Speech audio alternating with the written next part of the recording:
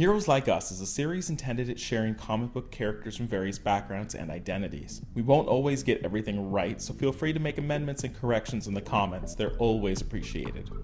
What's not appreciated, however, is any form of hate speech or intolerance, so comments of that nature will be immediately deleted and those users blocked from this channel.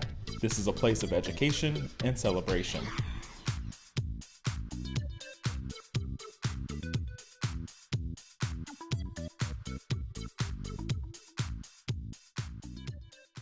Welcome to I'm Your Target Demographic, and welcome to our series, Heroes Like Us.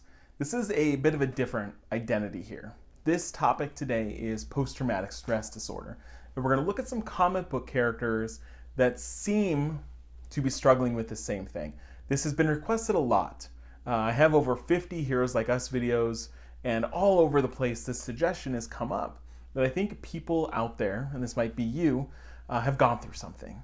And you want to see examples of people that were able to not only get through that, but able to do incredible things, which is what superheroes do.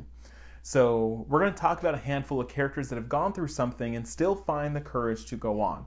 Now, I don't want to get too nitpicky about what defines PTSD, so there might be some characters that don't meet all the criteria. If we're going to look at the DSM and say what constitutes PTSD, some of these characters may not make the cut. But for those of you interested, I think these will be good examples of people that have found strength and persevered, etc. So, let's start. We're going to start with one of the most obvious picks that if you look up superheroes with PTSD, this is the one that shows up on most of the lists, especially because of her prominence on Netflix recently, and that is Jessica Jones from Marvel Comics. Now, Jessica is a superhero that was given her abilities by a car accident with some radioactive waste. And it basically gave her the ability to fly, super strength, kind of the general suite of superpowers. Now, she took on an alias called Jewel. And as Jewel, she fought crime for a little bit, but eventually ran across a villain called the Purple Man, who in the Netflix show is called Kilgrave. Now, the Purple Man, all he has to do is say basically an order or a direction, and someone has to do it. So in the comics, it's a little more intense than what the Netflix show showed us. That he didn't do anything sexual, but he forced her to watch and want to be engaged in those activities, but wouldn't let her. So he told her to desire this thing. And it's kind of hard to read. And basically he made her kind of fight people and kill people and do a lot of things against her own will that she had to watch through her eyes as this horrible thing was happening. Now, eventually Purple Man goes away and she now has to face these memories of things that she's done and things that she's seen that she doesn't know how to come to grips with. And she kind of struggles for the rest of her superhero career with these memories and certain things that in just an instant will bring back these fears and recollections and things that she is terrified of. So she's still, even though Purple Man is basically kind of long gone from her life, still struggling with that. Eventually she was able to find happiness. She married the character Luke Cage and they have a child together. So she has been able to find happiness and success even though she went through such a traumatic incident. Now, one thing that the comic book shows that the TV show didn't show is Jessica's relation to a character called Jean Grey from the X-Men. And Jean Grey was able to go into Jessica's mind and help her get through these memories and moments so that she can have this child and kind of start clean. She was an alcoholic. She was able to get over all that with the help of Jean Grey. Up next from Marvel Comics, we've got the character Bucky Barnes, the Winter Soldier.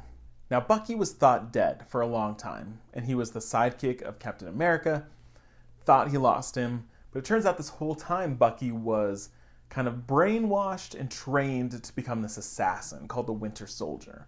And he would have to go out on missions and kill high-profile targets. He was kind of enhanced technologically with different things and weapons, and like Jessica Jones, he also had to watch as he did things that really were beyond his control, that he was programmed to do. And his identity became solely to kill. So eventually that's broken, and he becomes a hero alongside the Avengers, but he always has to struggle with his identity of, am I more than just a killer? Who am I if not this? And so they've done some really interesting storylines, and recently they did this time travel gimmick where Winter Soldier from the future came and he was at peace and he was happy, and he was able to show the current day Winter Soldier that you are more than this and there is hope at the end of the line for both of us. So another kind of story of triumph after being in an uncontrollable situation. Up next from DC Comics, we've got Bruce Wayne, the Batman. Now, Batman is one of the easiest to pin down the trauma, but he's not as clear in his symptoms of PTSD. That when he was a child, Bruce Wayne had to watch his parents be killed in front of him, and what does that do to your psyche? And it's done a lot to him. He's grown up, he's become this vigilante known as Batman, and he basically funnels all of that fear and tragedy into saving the day and protecting Gotham. But there's been some definite breaks in his psyche. Some people debate over which personality is really dominant. Is he really Bruce Wayne, or is he really Batman and he pretends to be Bruce Wayne? Like who's the dominant personality there? Who is he really? What is he struggling with? There's some really interesting psychological conversations to have about Batman, but we know that there's that tragedy. We also know that he is haunted by visions and memories about that. So if we are talking about PTSD, there are moments where he'll see, stuff crashing through windows, or he'll see them, his parents in a vision that is his nightmare, and it comes back to him often. But he's not afraid of like gunshots. If this was really truly PTSD, there might be more moments of someone shoots a gun and it all comes flooding back to him. But that's not really the case. So this is one of the more looser, does Batman have PTSD? That's a longer conversation. But if you're looking for someone that has kind of found strength in tragedy, this is an example of that. Now, connected to Batman, we're going to talk about Jason Todd, the Red Hood from DC Comics. Now, if you're not familiar, Jason Todd is one of the Robins. That for a time he was Robin, the sidekick to Batman, but he was supposedly killed, kind of like how Bucky was. There's a lot of similarities there. That the Joker beat Jason Todd to death. And this was incredible at the time. It's incredible now. It's an amazing story. But he beat him to death. In Batman, this is like his second greatest tragedy. Maybe some might say this is even more traumatic than the death of his parents. That he failed Jason Todd. Now, Todd survived. So basically he was resurrected through something called a Lazarus pit, which we won't really go into, but he was brought back to life. He dug his way out of his own grave. There's some really kind of haunting imagery. He doesn't remember much. So he starts kind of with amnesia and then slowly has to piece together his own death and is haunted by that torture that he endured. And it turns him into this really hard person, kind of like a Winter Soldier type. There's a lot of similarities there.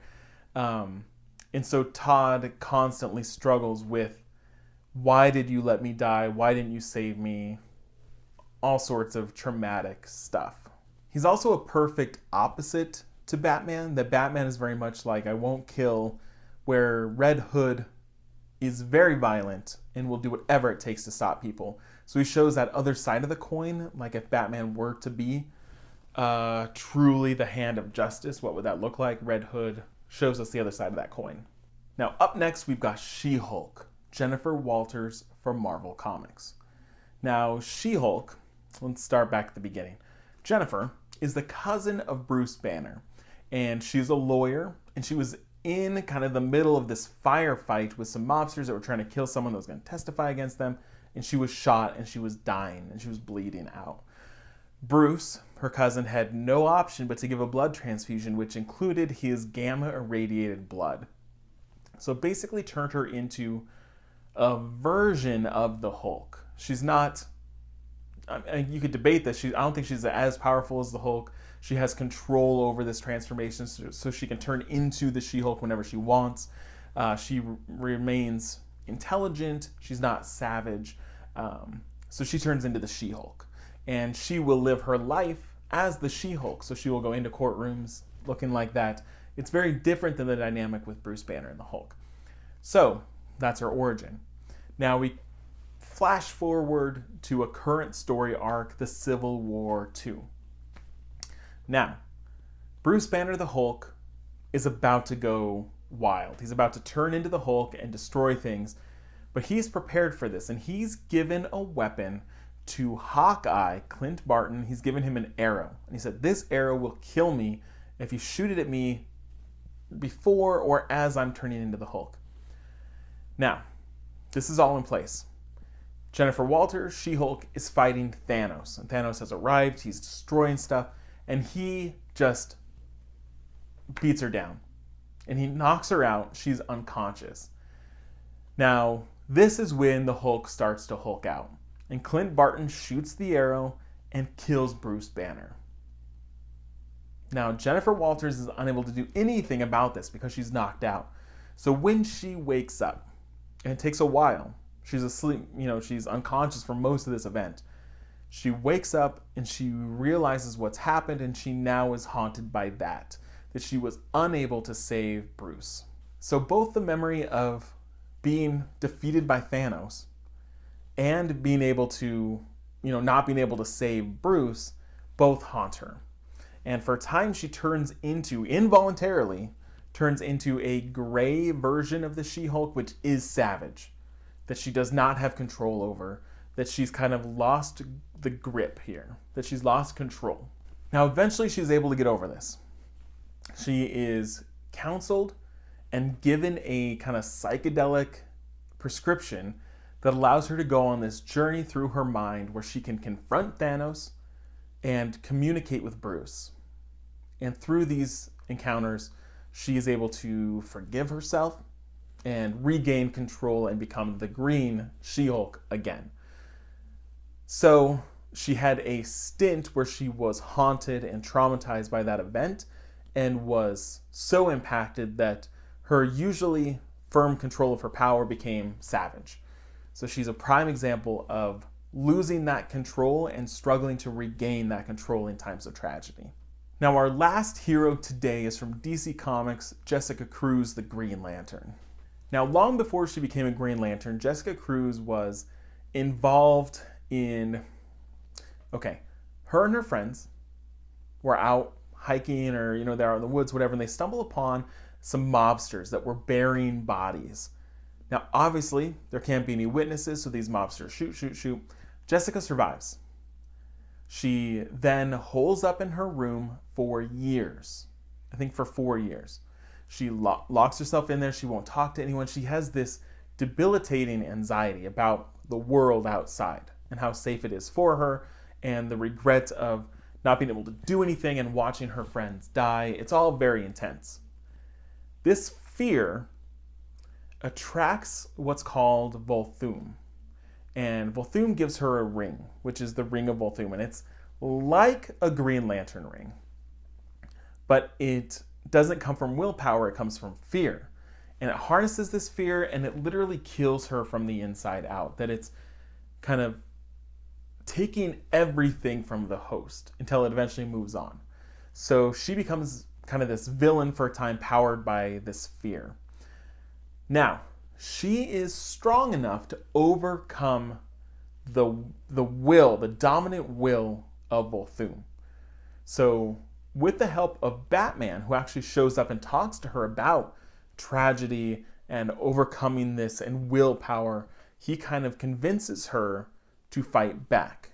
Now, in this moment, when she showed enough willpower to fight off the Ring of Volthoom and say, "Get out of here," it immediately attracts a Green Lantern ring to her, because that sort of willpower is incredible. And it says, here's the right way to do this. So she is then entered into the Green Lantern Corps. She has served alongside the Justice League. Her and Simon Baz go on adventures, and she is now a full-fledged Green Lantern. But there are still moments where she's confronted by, her past and the people that have died. She's confronted by that fear, that anxiety, even though she has immense power. She's incredibly powerful. She still struggles with communicating with people and the anxiety of leaving her room and going out into the world. Those are all still things that haunt her. So if you want to see an example of someone that is going through things and doesn't want to engage with the world but knows that she has to, and showing that sort of willpower to say, I need to do this, and taking that first step, this is a great example of that. So with most of these videos about certain identities, I want your suggestions. So I want you to think about other characters from comic books. It could be indie titles, it could be anything, that have suffered this sort of trauma and now are continually trying to overcome that in any sort of way. So I want you to give suggestions, because if we do a part 2 about this topic, you can help, figure out who those characters are. So thanks for watching. You're going to see a playlist here with all of our Heroes Like Us videos. So go through and look for other identities that you're curious about. We have all sorts. So go watch those, and thanks for supporting what we do.